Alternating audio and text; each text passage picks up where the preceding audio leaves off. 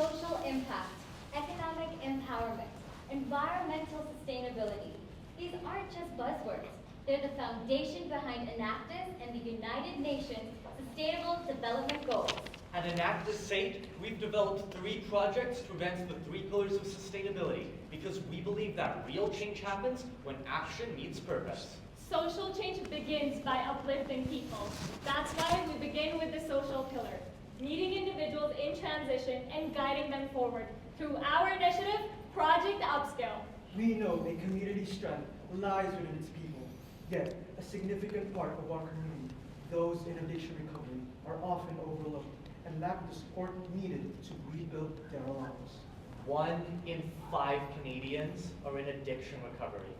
Without post-recovery support, about 60% will relapse, and their suicide rate is 14 times higher than the general population. They struggle with mounting debts, years of unfiled taxes, and a lack of basic financial skills. Recovery centers focus on fighting addiction, but once individuals leave, the financial guidance needed for a second chance disappears. They feel unsupported, scared, and isolated. And when they seek a second chance, whether in employment or education, many are judged only by their past financial mistakes, not their future potential. Project Upscale was created to meet people where they are and guide them forward with a 6-topic financial literacy and wellness curriculum that heals the past, stabilizes the present, and builds a sustainable future. Anyone can Google a budgeting template, but generic advice doesn't erase years of debt, damaged credit, or lost trust. Our curriculum goes deeper. First, we address past financial issues such as debt and credit scores, then connect clients with resources like the disability tax credit. And finally, we focus on budgeting and investing for long-term financial habits. Thanks to our permanent partnership with Simon House, a men's addictions recovery center, our 2-hour bi-weekly sessions are now fully integrated into their recovery program. Our pilot, launched last year, showed success, but also revealed a challenge. While our content was valuable and informative, our clients struggled to truly connect with it. They said the content did not feel personal. It did not reflect their financial realities. So as students, not financial advisors, we had to do something. So we listened, we learned, and we delivered. Over the past year, we worked on changing our approach, shifting from lectures to activity-based workshops built around real-world scenarios that mirror clients' financial situations. Instead of just hearing advice, participants now live the lessons, applying the skills they learned to problems they actually face. The result? Engagement soared, confidence grew, and our impact tripled. In just 4 sessions, we grew from reaching 30 participants to 86, a 190% increase in our sustainable positive impact. As demand for our program grew, so did requests for a financial literacy workbook from companies, students, and teachers. So this year, we took a major step. We copyrighted and published it, now available for $30. Each workbook, produced at $13, earns a 56% margin, helping us sustainably support our program by making it affordable and accessible. We're also offering condensed, customized program workshops to expand impact and generate revenue. We introduced our package program with Friends That Thrive, an organization empowering the 2S LGBTQ+ community, where we recently facilitated 2 customized workshops, generating over $700 in revenue. And thanks to our external growing recognition, we received $2,500 from PC Financial and won a $5,000 Next Gen Award from FELA to support our project. But this isn't just about today's wins. It's about a future where everyone in recovery is equipped with the tools to reclaim their lives. This summer, we're taking Project Upskill to the next level, offering confidential, one-on-one coaching with industry experts, transforming financial literacy into financial wellness, allowing participants to pursue their goals on their terms. We are also expanding. This summer, Project Upskill launches at Alcove Recovery, Calgary's only addiction recovery center for mothers. Next, we will implement our program at Stonewall Recovery, Canada's first 2S LGBTQ+ recovery center. But we aren't stopping here. Calgary is home to 12 recovery centers, and we are just getting started. We aim to expand to 2 recovery centers by end of this year and 3 more by next summer. Project Upskill goes beyond financial literacy. It's about restoring dignity, creating opportunities, and meeting people where they are, not where we expect them to be, through social change. Empowering drives change. Opportunities builds a sustainable future. Moving to the economic pillar, our next initiative, Case Clash, equips the next generation with the entrepreneurial mindset that turns challenges into opportunities. Think back to your high school years. You had ambition, but did you know how to turn that into action? Or were you like us, going with the flow, hoping it would all work out somehow? The truth is, traditional education prepares students for exams, not life. It lacks the real-world experience young people need to lead with confidence, solve problems, and turn ideas into ventures. In Canada, 75% of youth see opportunities in entrepreneurship, yet only half feel capable of pursuing them. This gap between potential and preparedness isn't just a missed opportunity, it's an economic loss. On the other hand, over 90% of Canadian businesses are small. Young minds bring fresh perspectives and innovative solutions to help compete in evolving markets. We saw a chance to build an economic launchpad for future entrepreneurs to empower local businesses, creating a sustainable and innovative ecosystem where both people and businesses grow together. We partner with local businesses to create case studies from real challenges, where teams of high school students apply entrepreneurial thinking, craft solutions, and deliver presentations. The winning teams earn $1,500 in cash prizes. Before the competition, we host an in-person workshop on business principles like public speaking and case analysis. They also earn a LinkedIn certificate and badge, boosting their credibility and network. This year, we're partnering with Leftovers Foundation, a Canadian nonprofit fighting food waste and improving access. Students apply business skills to create real, innovative recruitment strategies for real social and environmental impact. Case Clash faces the same challenge each year. How do we scale our impact without compromising the experience? We knew we had to evolve. So this year, we went global. Partnering with SAIT's International Center, Case Clash now reaches high school students worldwide. Last month, they tackled a real Canadian business challenge in an online competition, gaining first-hand exposure to Canada's economy. Participants received a SAIT student application fee waiver, and the winning teams earned over $40,000 in scholarships to SAIT. Through this partnership, our impact grew by 36%, scaling our sustainable positive impact. But this was about solving their problem too. The International Center used Case Clash to strengthen its international network and boost SAIT's global visibility. This increased awareness, connections, and positioned SAIT as a top education choice. But there's more. This year, we redefined innovation by asking, what if students could implement solutions, not just imagine them? The answer? Our first ever youth internship pilot. The winning Canadian team of 4 will bring their solutions to life with a paid part-time summer internship with Leftovers Foundation, gaining real-world experiences and creating a sustainable positive impact, all before graduating high school. This year, our long-term partners, State School of Business and CPA Alberta Education Fund, contributed over $7,000 in sponsorships to help support this project and the students. Building on our international expansion, our partnership with SAIT's International Center will continue next year, aiming to grow our impact by 50%, reaching more high schools. To scale our national impact, Case Clash will be integrated with the Calgary Board of Education's high school curriculum next year. They see the opportunity to reimagine education by blending academic learning with hands-on innovation.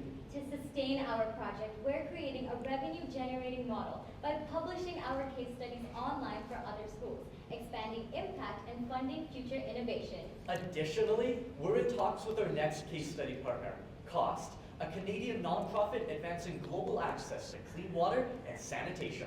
This is not just an event, it's an educational ecosystem that unlocks youth potential, strengthens local economies, and prepares the next generation to lead with entrepreneurship. We've empowered individuals. We've activated the economy. Now, we're taking the action where the stakes are highest, the environment. Introducing Second Cut, our project reducing landfill waste by turning construction waste into sustainable products. It's more than upcycling. It's about rethinking how we build and discard. Canada generates over 4 million tons of construction and demolition waste each year, and 80% of it ends up in landfills.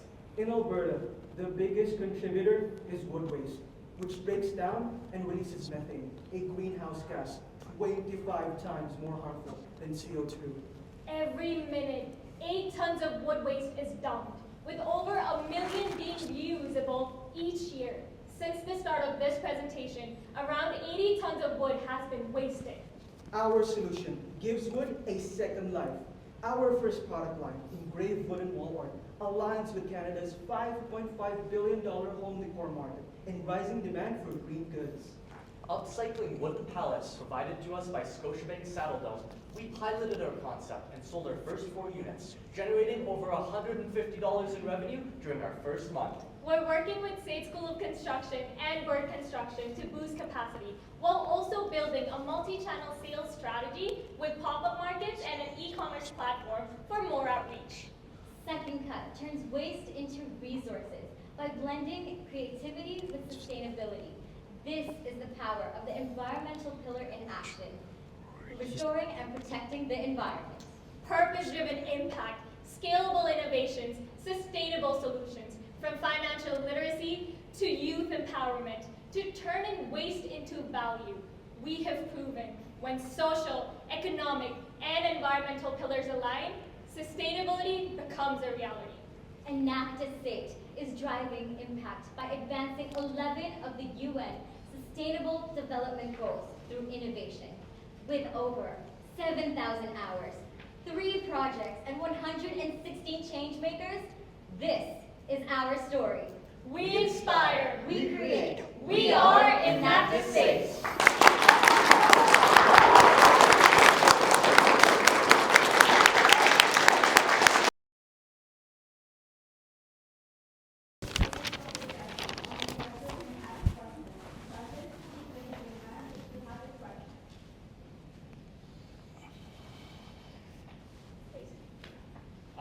Great work. Especially space slash kind of go international, coming from some local brain children, I suppose.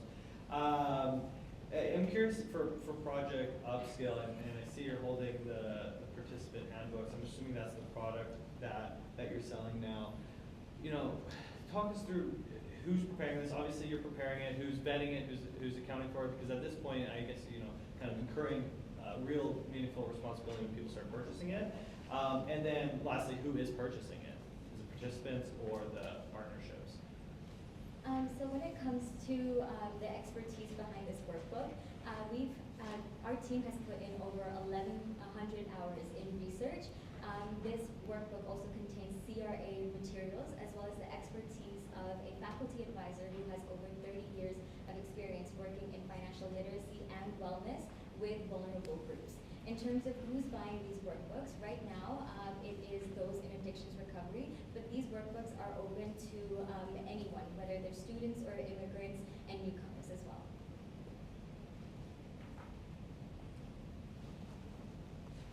Nice work, guys. I really enjoyed that. And especially you're from Calgary and I'm from Calgary, so a little bit on Second Cut, I'd just be interested in sort of if you've explored any other uses of the pallets that could be used. I mean, that art is arguably, if people understand the size of a pallet, it's not all of one, and so is there products that you could think about or are going to pursue that could use much more of it and therefore you're wasting?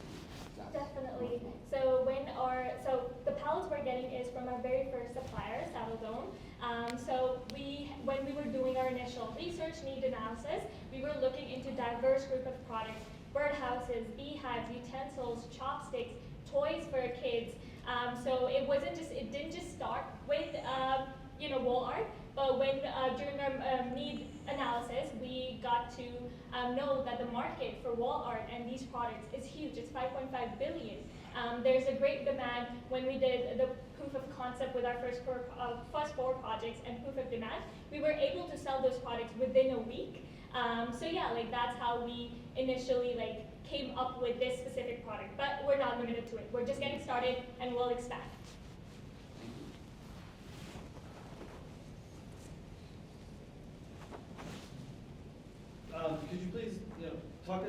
talk us through these partnerships in India, Kenya, and the Philippines. I seem to reflect something to do with like SAIT maybe actually has hubs in these countries. Is that right? And also perhaps how you convinced the university to put up such a generous offer for tuition, I suppose scholarships. That's brilliant. So in terms of our partnership with SAIT's International Center, that scholarship money was something that was originally going to be distributed in a more conventional way, sort of like a write an essay about why you want to come to SAIT, but they found that our solution would be a much more interesting and potentially more meritocratic way to distribute that scholarship money. And then in terms of our partnerships with other countries, we had Case Clash sent out to SAIT's recruitment email list, which contains over 2,000 high schools around the globe. As well, we connected with many of the international students who are on our own team, who personally referred Case Clash to their school. And all of those schools that have joined us this year have said that they want to come back to Case Clash next year, and we anticipate that even more schools are going to join as well.